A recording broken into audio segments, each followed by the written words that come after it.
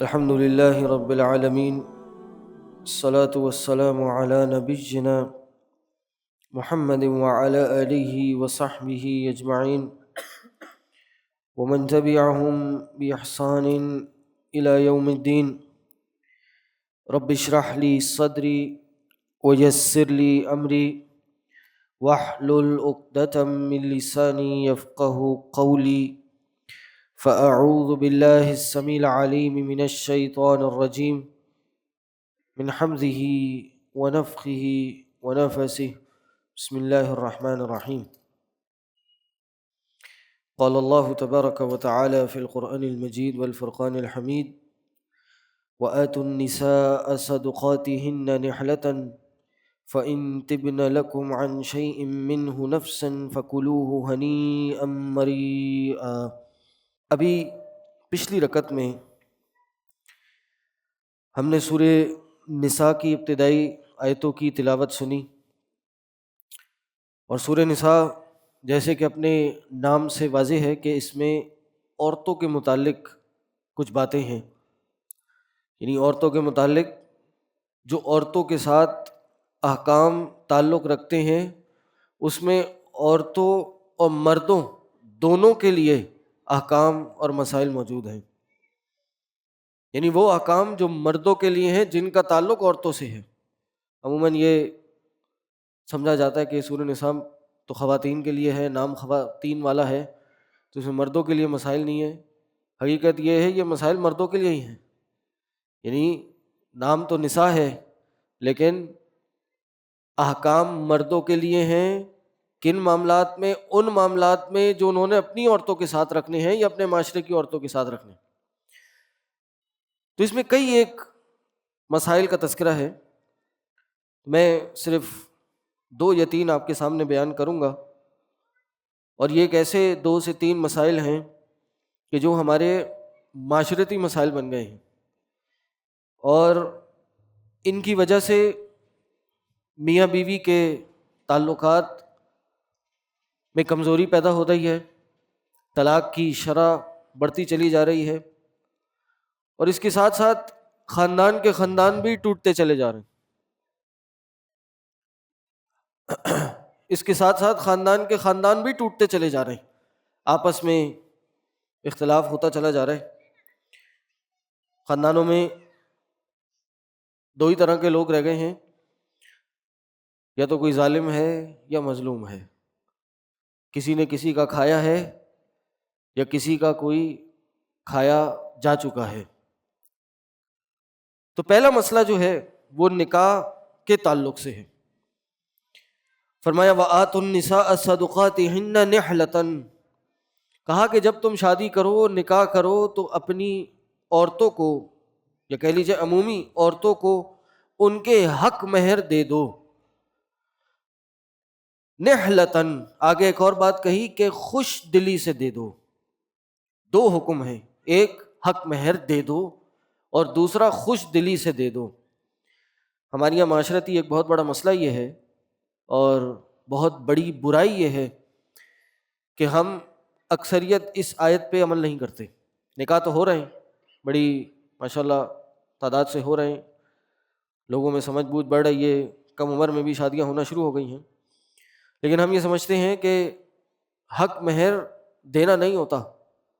اکثر کا یہ عقیدہ ہے کہ بھائی حق مہر لکھوا دو، جو بھی لکھوانا ہے، دینا کس نے ہے؟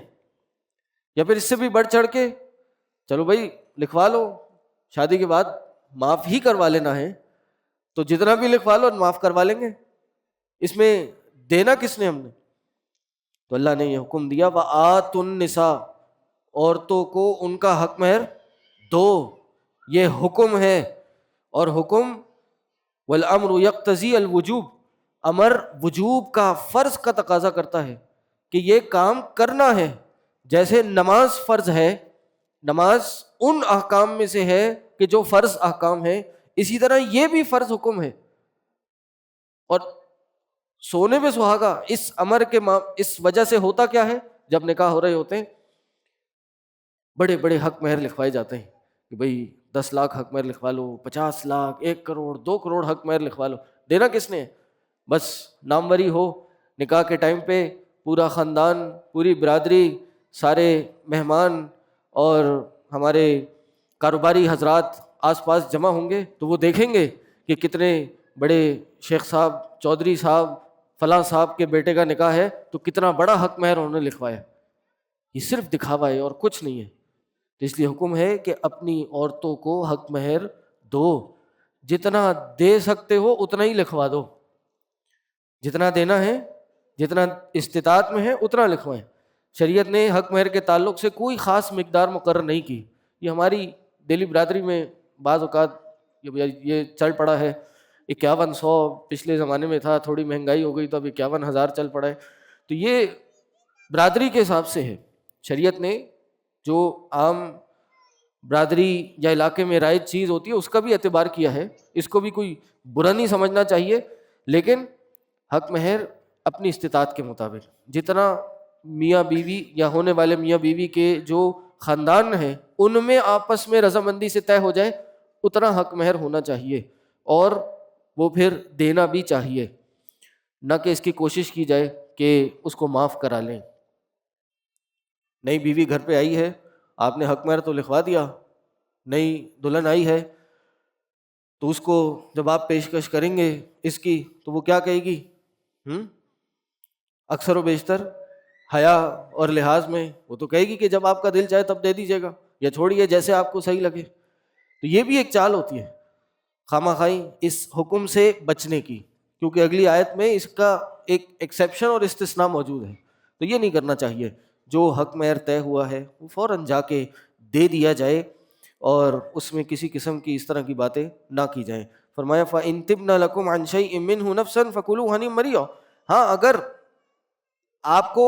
آپ نے خوش دلی سے ان کو دیا اور انہوں نے خوش دلی سے آپ کو واپس کر دیا پھر کوئی مسئلہ نہیں ہے، یا اس میں سے کوئی حصہ آپ کو لوٹا دیا پھر کوئی مسئلہ نہیں ہے، پھر آپ کھا سکتے ہیں۔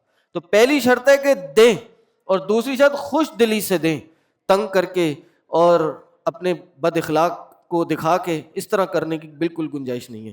تو یہ ایک پہلا حکم تھا۔ دوسرا حکم وہ بھی ہمارا ایک بہت بڑا معاشرتی مسئلہ ہے، جو اس کی 2 آیتوں بعد یا 3 آیتوں بعد اللہ تعالیٰ نے حکم کے طور پہ اتارا، اور وہ ہے وراثت کی تقسیم کا مسئلہ۔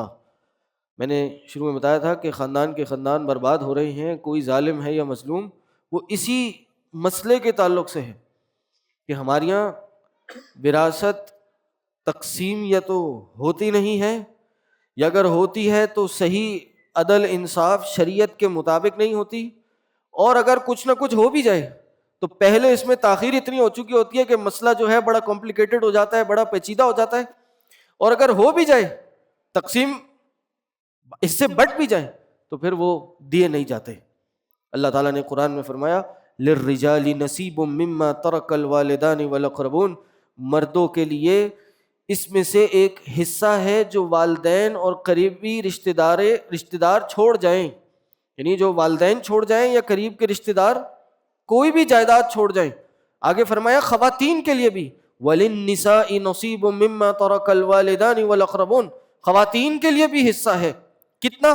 مِّمَّا قَلَّ مِنْهُ أَوْ كَثُرَ، چاہے کم ہو یا زیادہ ہو، کم ہو یا زیادہ ہو، جو کچھ بھی وہ چھوڑ کے جائیں وہ ترکے میں یا ورثے میں آنا چاہیے۔ یہ نہ سوچا جائے یہ تو بہت کم مال ہے، کوئی بات نہیں، اس کو کیا تقسیم کریں، نہیں، تھوڑا سا بھی مال ہو اس کی تقسیم ہونی چاہیے، اور ہونی چاہیے، فوراً ہونی چاہیے۔ سلف میں سے کسی کا واقعہ آتا ہے کہ ان کا انتقال ہوا تو ان کی بیوی جو ہیں وہ اپنے کچن میں روٹیاں بنا رہی تھیں، اور روٹیاں کچھ بن گئی تھیں اور تیار ہو چکی تھیں، تو ان کو خبر آئی کہ ان کے شوہر کا انتقال ہو گیا ہے، تو انہوں نے وہ روٹیاں بنانی چھوڑ دیں اور اپنی اولاد کو کہا کہ بیٹا یہ اب ہم نہیں کھا سکتے، اس پورے پہ اب ہمارا حق نہیں ہے۔ اللہ اکبر! آپ دیکھیں وہ روٹیاں کیا اس کی کوئی ویلیو ہے؟ بہت زیادہ، کھانے کے لیے ہی تھی، لیکن وہ چند روٹیاں بھی، چند لقمے بھی اگر کسی کا انتقال ہو گیا تو اب اس کا حصہ اس کا نہیں رہا، اب وہ باقی ورثاء کا ہو گیا۔ اور ورثاء میں صرف بیوی اور بچے شامل نہیں ہیں، والدین بھی ہیں، یا اگر بچے نہ ہوں تو بھائی بہن بھی ہیں، ایک پوری لسٹ ہے جو اس ان آیتوں میں آنے والی آیتوں میں دی گئی ہے۔ تو سب سے پہلے وراثت کے لیے حکم یہ ہے کہ اس کی تقسیم کی جائے اس اعتبار سے جس طرح کتاب و سنت نے تقسیم بتائی ہے۔ ہمارے یہاں اکثر کیا ہوتا ہے کہ اس جائیداد پہ جو والدین چھوڑ کے جاتے ہیں وہ قبضہ کر لیتا ہے کہ جس کا اس پہ پہلے سے کنٹرول ہوتا ہے۔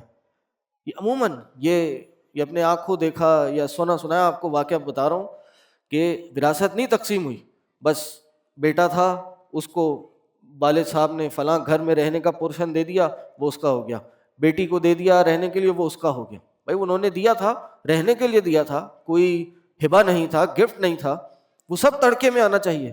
یا بیٹا ہے، اس کا کاروبار ہے، کاروبار کی دکان ہے، کوئی ویئر ہاؤس ہے، کوئی پراپرٹی ہے، وہ اس کے کنٹرول میں ہے، والد صاحب اس دنیا سے گئے، اس نے کہا یہ سب میرا ہو گیا۔ نہیں، اس سب پہ اس کے بہنوں کا، بھائیوں کا، ماں کا، یا باپ کی اور کوئی بیوی ہے تو اس کا، ان سب کا حق ہے، وہ سب تڑکے میں آئے گا، الا یہ کہ اس نے باپ سے جو بھی ہے کوئی ایک بات چیت کی ہو اور وہ کاروبار اس کا اپنا الگ ہو چکا ہو۔ اور اسی طرح اس ترکے کو، اس ورثے کو فوراً تقسیم کرنا چاہیے۔ اس کے ڈیلے میں ایک عمومی مسئلہ یہ آتا ہے کہ جی جب انتقال ہوا تھا تو جناب پراپرٹی 1 کروڑ روپے کی تھی، اور آج 15 سال گزر گئے تو پراپرٹی تو اتنی ویلیو کی ہو گئی، اور اس سے پھر مسائل آنا شروع ہو گئے۔ جس کے حصے میں تھی، جس نے اس سے کاروبار کیا، اس نے کہا کہ جی میرا تو اس میں اتنا نفع بنتا ہے، اور مجھے تو، لینے والوں نے کہا کہ جی اس کا تو کرایہ اتنا بنتا ہے۔ وہ پھر ایک عجیب ایک سوال جواب اور کمپلیکیشن شروع ہو جاتی ہے۔ اس کو فوراً اس کو تقسیم کیا جائے۔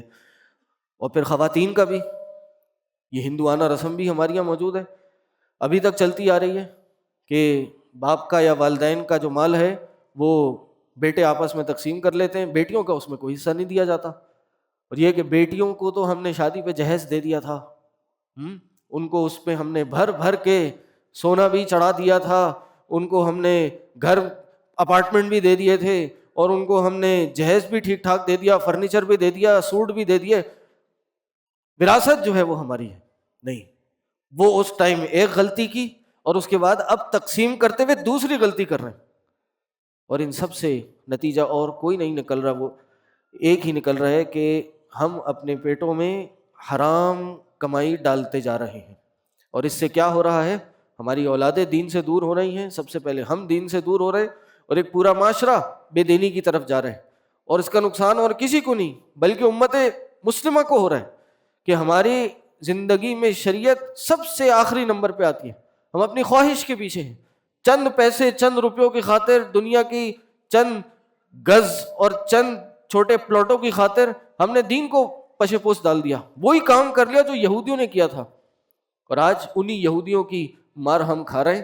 اس لیے نہیں کہ ہم تعداد میں کم ہیں، اس لیے کہ ہم اپنے ایمان میں بہت کم ہیں۔ تعداد تو بہت ہے ہماری، اتنی تعداد ہے شاید تاریخ میں نہیں ہوئی۔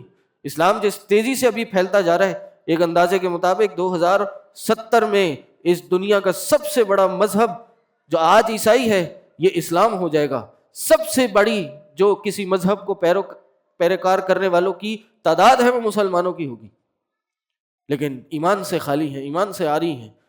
یہ ساری چیزیں ہمیں اجتماعی نقصان کی طرف لے کے جا رہی ہیں، اپنی خواہش پرستی۔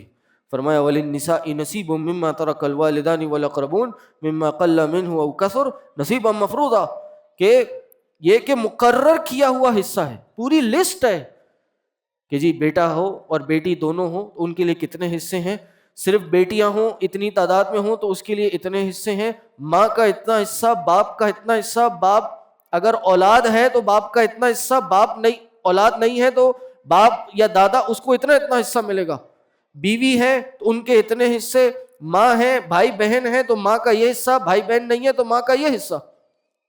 یہ ایسے ہی معاذ اللہ قرآن کی آیتیں بھرنے کے لیے نہیں، یہ آیتیں بیان کی گئی، یہ عمل کرنے کے لیے بیان کی گئی ہیں کہ اس کے اکارڈنگ یہ اپنے حصے کو مقرر کیا جائے۔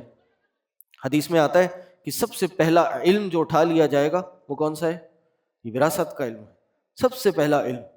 یہ باقاعدہ مدارس میں یہ ایک سبجیکٹ کے طور پہ پڑھایا جاتا ہے، اس کے ایکسپرٹس ہوتے ہیں جو اس کو تقسیم کرتے ہیں۔ یہ ایسے نہیں کہ کوئی منہ اٹھائے اور اپنا اس کو تقسیم کر دے، بلکہ اس کے لیے بعض آپ کو پورا اس کا حصہ بنا کے کتنے لوگ اس ٹائم پہ موجود تھے، زندہ تھے، وہ مفتی کے پاس لے کے جانا ہوگا اور پھر وہ فتویٰ تقسیم کر کے آپ کو فتویٰ دے گا۔ ایک اس کی سنگینی کا معاملہ یہ لگا لیجئے کہ دو لوگ ایک ایکسیڈنٹ میں انتقال کرتے ہیں، دو لوگ ایک ایکسیڈنٹ میں انتقال کرتے ہیں۔ اگر یہ کسی طرح پتہ چل جائے کہ وہ باپ بیٹے ہیں یا کوئی بھائی آپس میں ورثاء ہیں، ایک جو ہے ایک کے مرنے کے 1 منٹ بعد مرا ہے، کتنی دیر بعد؟ اس کا انتقال مثال کے طور پہ 2:01 پہ ہوا ہے اور دوسرے کا انتقال 2:02 پہ ہوا ہے، تو یہ بات یاد رکھیے کہ جو 2:02 پہ انتقال کیا ہے اس کو 2:01 والے کا پورا ورثہ جو اس کے حصے ملے گا آئے گا، وہ ملے گا۔ یہاں تک کہ کوئی جنین ہے، ماں کے رحم میں ہے، ابھی دنیا میں نہیں آیا، اس کو بھی یہ وراثت ملے گی، اور تقسیم کس طرح ہوگا بھی نہیں پتا کہ وہ لڑکا ہوگا یا لڑکی، اس کا حصہ اتنا الگ کر کے رکھ دیا جائے گا۔ یہاں تک کہ یہ بھی مسئلہ موجود ہے کہ ایک بچہ ہے لیکن وہ ابھی یہ فیصلہ نہیں ہو پا رہا کہ وہ میل ہے یا فیمیل ہے، ایسے بھی اگر کوئی کیس آ جائے، اس کو بھی شریعت نے بتایا ہے کہ اس میں کیسے تقسیم ہوگا، پوری تفاصیل ہیں کہ اگر اس کا جینڈر ابھی فائنلائز نہیں ہو پا رہا تو ابھی کیا کیا جائے گا، اس کو چھوڑا نہیں جائے گا، بلکہ جس عمر تک اس کا انتظار کیا جائے گا، جب تک اس کا جینڈر واضح نہ ہو جائے تب تک اس کی وراثت کو الگ سے رکھا جائے گا، جب واضح ہو جائے پھر اس کا وہ حصہ اس حساب سے دیا جائے گا اس کو۔ تو اس لیے یہ اس پہ بڑی خاص توجہ کی ضرورت ہے، اور ان تقسیم میں بڑی برکتیں ہیں، اور اس میں سب سے بڑا جو ایک نقصان ہوتا ہے جس کو قرآن نے بھی بتایا کہ اس میں یتیموں کا مال کھا لیا جاتا ہے۔ بڑے تو پھر بھی شاید لڑ جھگڑ کے اپنے حصے لے لیں بات چیت کر کے، لیکن جو بیچارے بچے ہیں جن کے والدین چلے گئے، ابھی ناسمجھ ہیں، ان کے مال کو کھا لیا جاتا ہے۔ اس لیے ایک آیت بعد اللہ تعالیٰ نے فرمایا کہ بے شک وہ لوگ یأکلون اموال الیتامی ظلما، جو ظلم کر کے یتیموں کا مال کھاتے ہیں، انما یأکلون فی بطونہم نارا، کہ وہ اپنے پیٹوں میں جہنم کی آگ کو ڈال رہے ہیں۔ تو اس لیے یتیموں کا مال تو فوراً ان کو دے دیا جائے۔ اور اسی ضمن میں اگر کوئی خاندان کا کوئی شخص کہتا ہے کہ جی وراثت تقسیم کریں، تو اس کو برا نہیں سمجھا جائے کہ تم باپ کے مرنے کا انتظار کر رہے تھے، اندازہ ہو گیا ہمیں کہ تم اسی وقت کے انتظار میں بیٹھے ہوئے تھے کہ یہاں ماں مرے اور تم ان کے مال پہ قبضہ کر لو۔ نہیں، ایسی باتیں نہیں کرنی چاہیے۔ وہ حقدار ہے، اس منٹ اس لمحے سے حقدار ہے جب یہاں والد کی یا والدہ کی سانسیں بند ہوئی تھیں، وہ مال اس کا ہو چکا۔ اگر وہ آپ کو اس بات کی یاد دہانی کر رہے کہ جی یہ مال کو تقسیم کیجئے تو یہ کیجئے، یہ آپ کی غلطی تھی کہ آپ دیر کر رہے ہیں، تو اس میں کوئی مورل پریشر دینے کی یا تانو تشنیع کا نشانہ بنانے کی ضرورت نہیں ہے کہ یہ کیا تم ہم سے مال مانگ رہے ہو، نہیں تمہیں بہت جلدی پڑی ہے، نہیں بھائی حق ہے اس کا، اس کو دیں، ضرورت ہو نہ ہو کچھ بھی کرے، اس کا مال ہے، چاہے 5% بھی اس کا حصہ بن رہا ہو۔ تو اس لیے یہ ایک ایسا حکم ہے، اس پہ بڑی توجہ دینے کی ضرورت ہے، اور بھی باتیں اس میں موجود ہیں، انشاءاللہ پھر کبھی ذکر کریں گے۔ اللہ سے دعا ہے اللہ تعالیٰ ہمیں ان سب باتوں کو سمجھنے کی اور ان پہ عمل کرنے کی توفیق عطا کرے۔ وآخر دعوانا ان الحمد للہ رب العالمین۔ سبحانک اللہم وبحمدک، اشہد ان لا الہ الا انت، استغفرک۔ كتاب الرسل والهدي الدليل